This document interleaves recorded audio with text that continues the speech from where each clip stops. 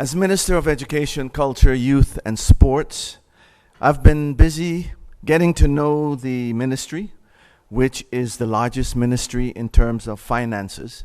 It takes up approximately 1/3 of the country's budget, 128 million guilders. And in terms of staff, the ministry employs close to 500 persons. 290 work in the Ministry of Education, and 207 work in public education, which include school managers, teachers, care workers, and administrators. Besides spending time talking to the 4 departments within the ministry, as well as the 6 divisions that fall under this huge ministry, I also attended many graduations and was pleased to be able to hand over certificates and diplomas and awards to so many well-deserving students. Talking about awards, the Department of Education will be organizing once again this year an award ceremony for students who excelled in the foundation-based examinations, or the FBE exams as we call them. These exams determine which type of secondary school our students will be admitted to. One student who thought that we were not going to hold the award ceremony even sent me a personal email, and I'd like to read an excerpt from this email.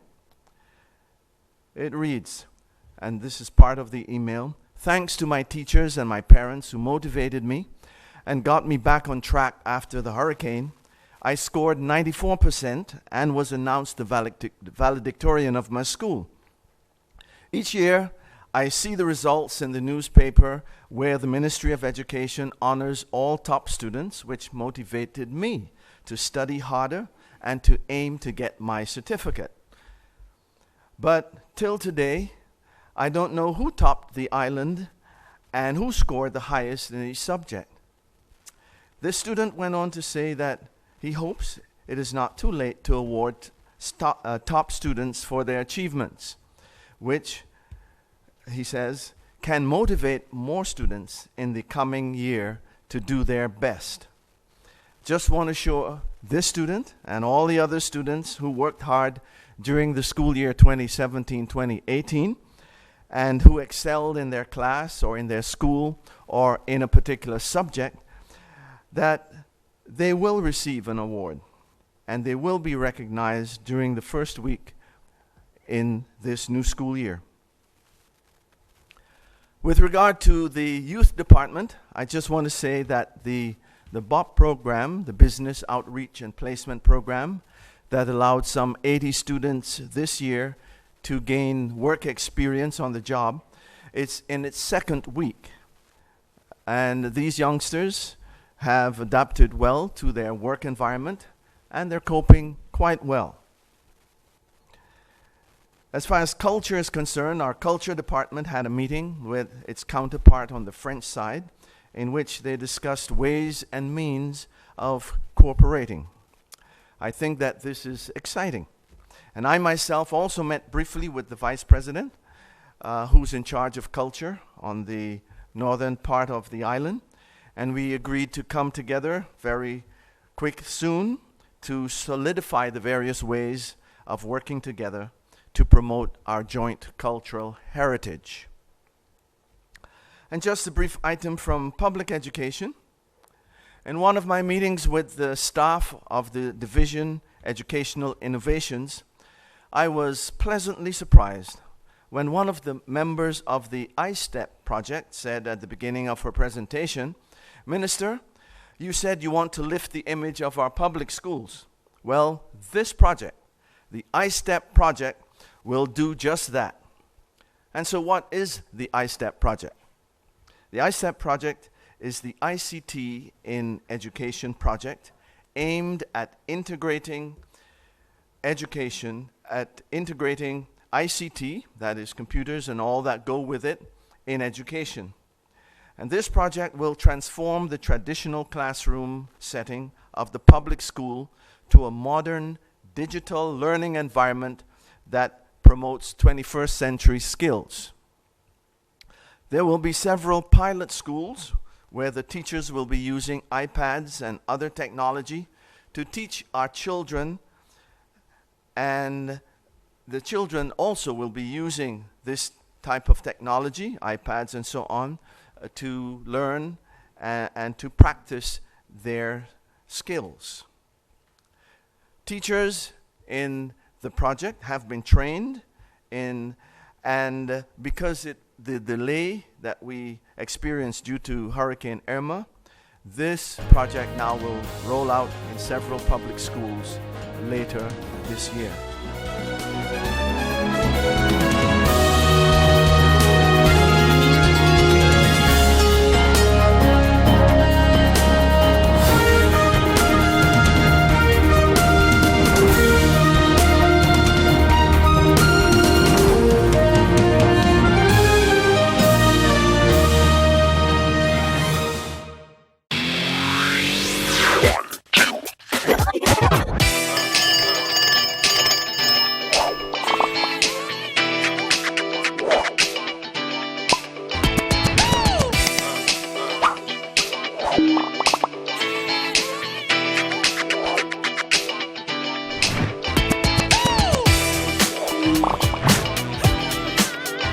SXM, connecting you.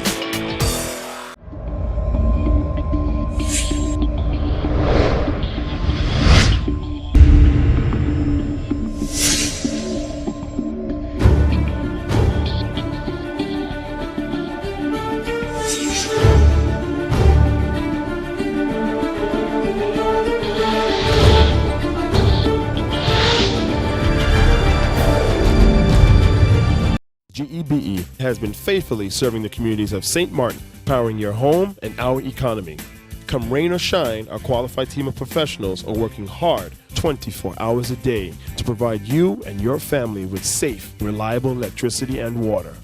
We use the latest technologies and test our products daily to maintain the highest international standards. Our friendly staff is always there to assist you, whether in person, over the phone, or online. We are committed to constantly improving our products and services, making them more efficient, effective, and environmentally friendly to serve you better today and our next generation of clients tomorrow. GEBE, powering a brighter future. Our friend Megawati is here with tips to save you energy. 1. Turn your airco temperature up. 2. Use a ceiling fan instead. 3. Buy energy-saving products. Save some green with NVGEBE.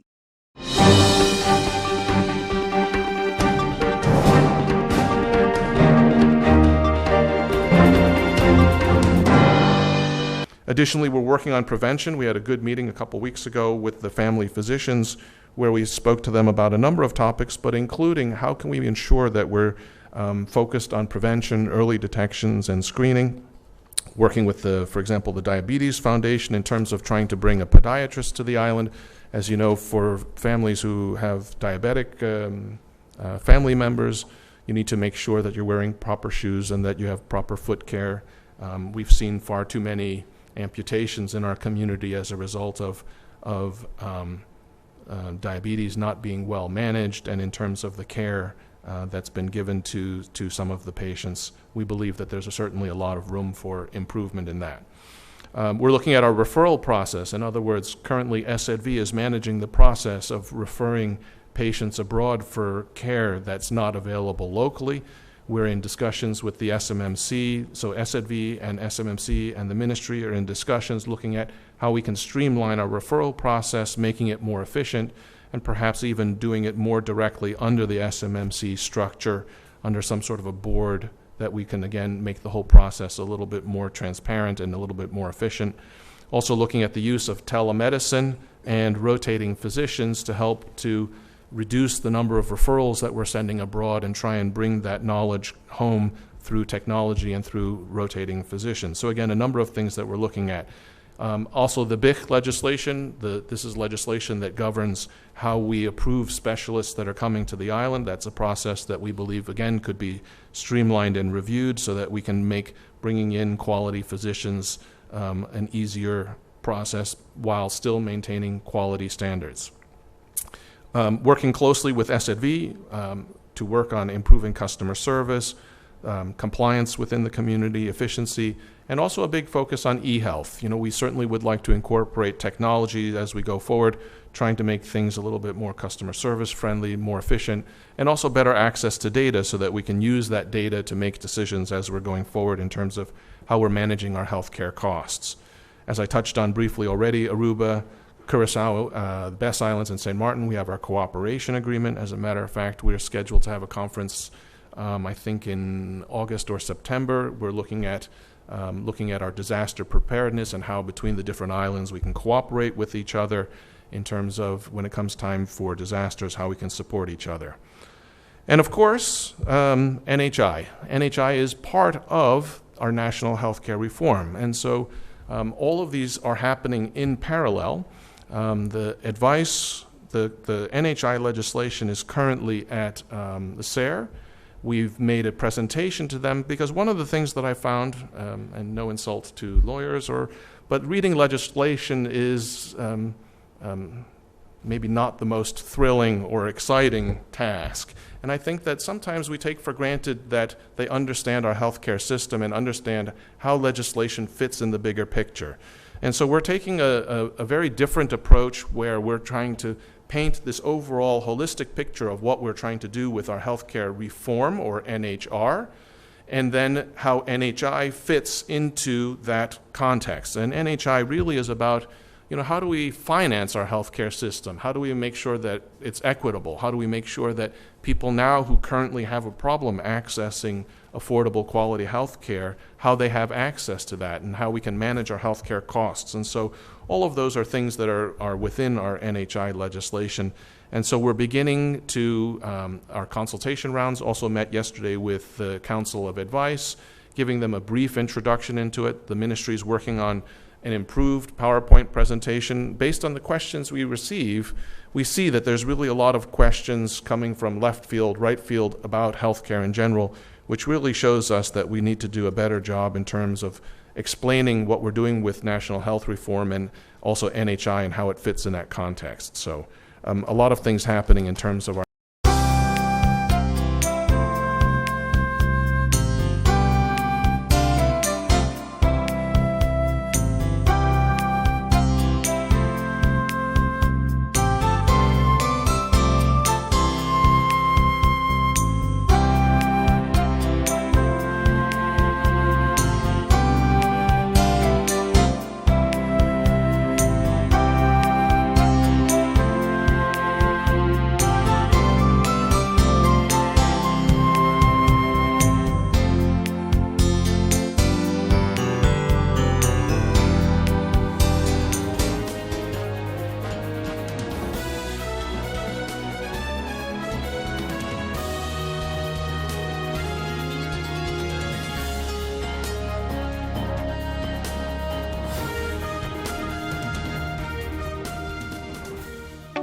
People all across St. Martin are switching to a more rewarding experience.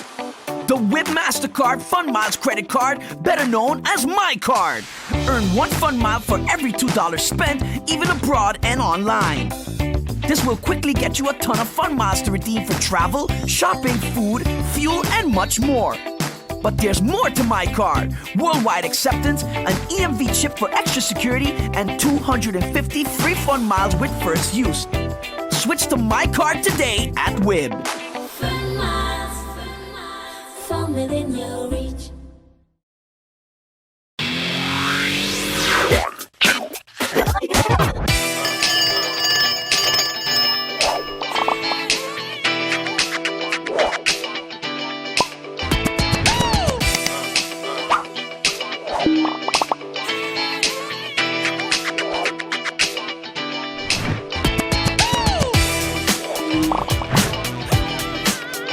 Tell them, connecting you.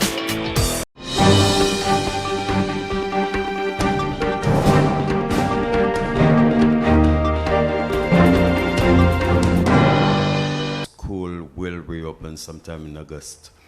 What about the availability of teachers? Are you up to par with teachers for the new school year 2018-2019? Thank you for that. Thank you for that question, Mr. Stephen. We have practically, as far as the public schools are concerned, all the teachers in place.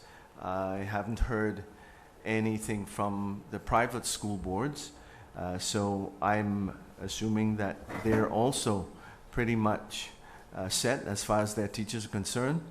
But before the school year begins, when I return from these trips, I will be touching base with public schools as well as the public education division to see how we're doing in that respect.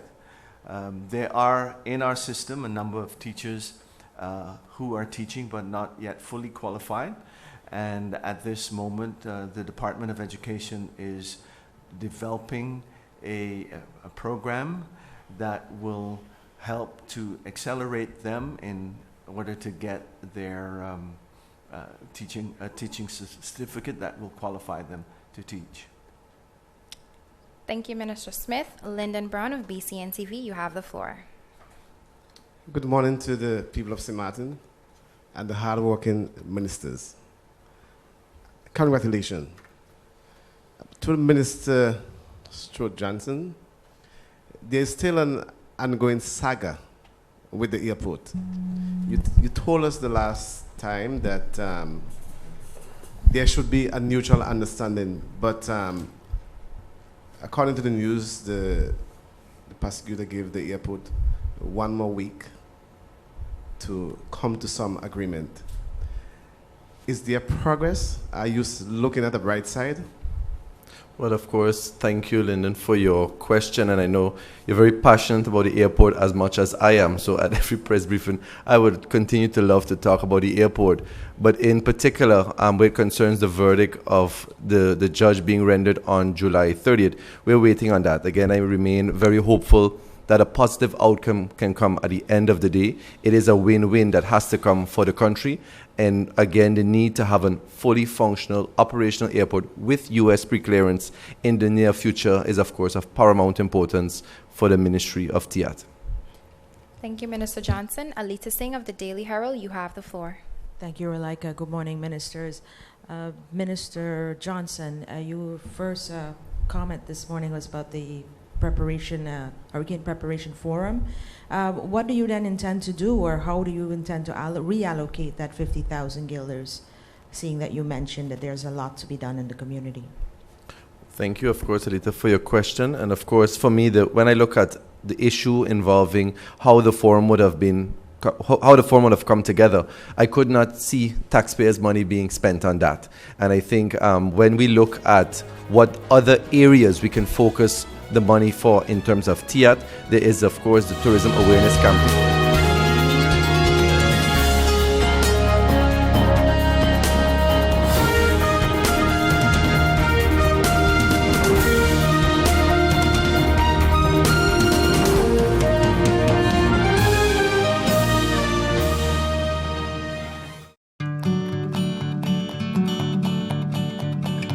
It's been said that behind every door, possibility awaits.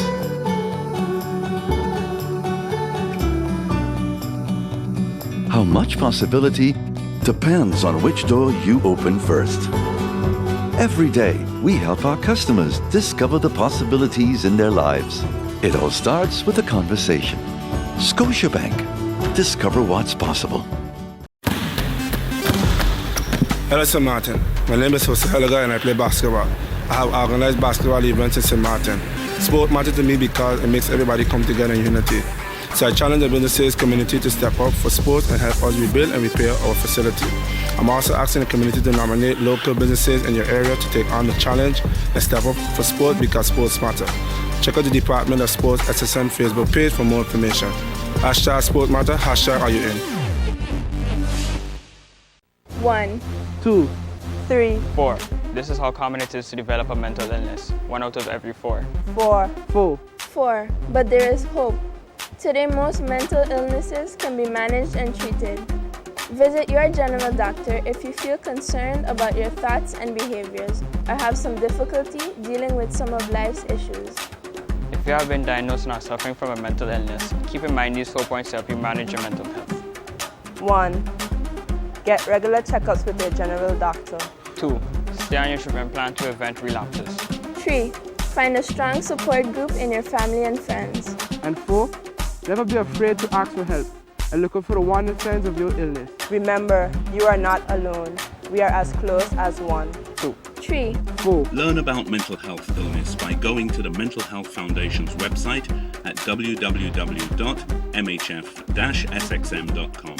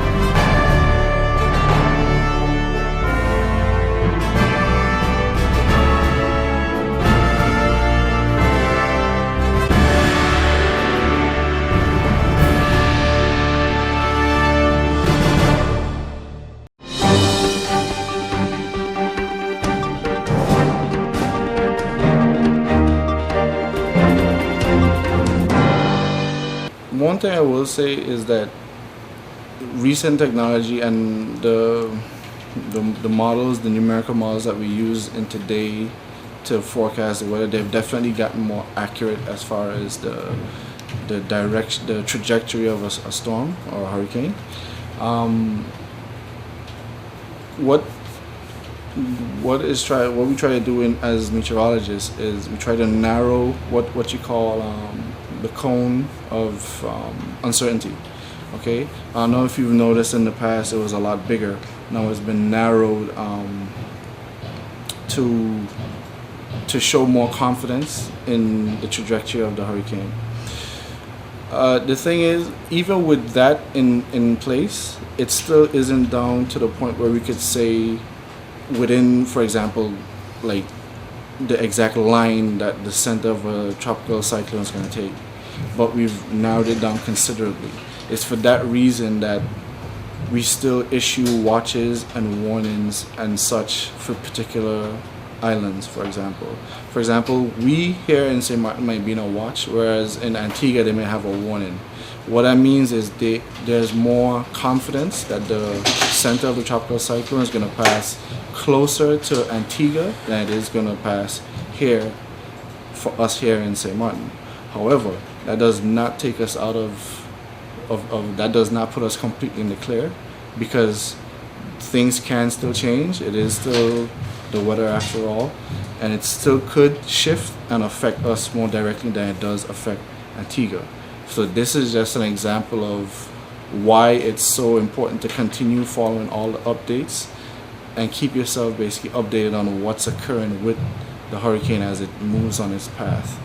Another reason that could cause that, for example, is a process where hurricanes go through eye wall replacement, where the eye basically vanishes for a brief moment and then reappears maybe a mile or two, in a different position. So that also affects the trajectory of a storm.